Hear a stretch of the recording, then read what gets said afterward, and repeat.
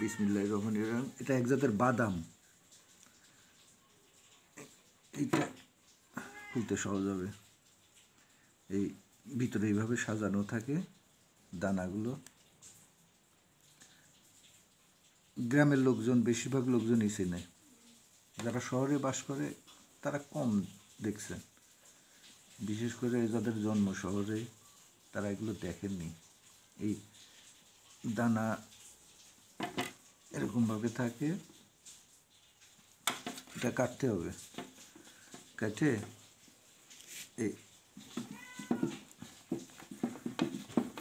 ছুরিতে খুব ভালো ধার নেই।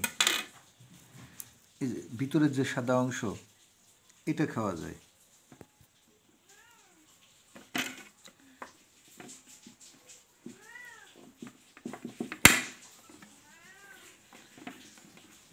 ভিতরের সাদা অংশটা খাওয়ার উপযুক্ত, তবে মিষ্টি না, টক না, নোনতা না। নারকেল, ডাব নারকেল খেতে যেমন কোনো টক নেই, মিষ্টি নেই, কিন্তু মজা আছে, সেরকম মজাদার জিনিস এটা।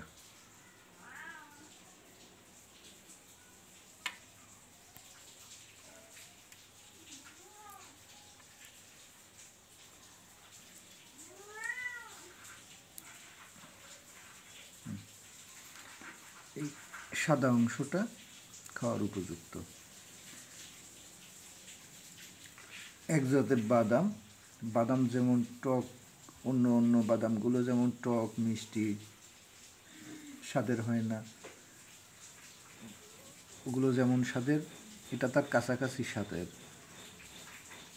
বিসমিল্লাহ।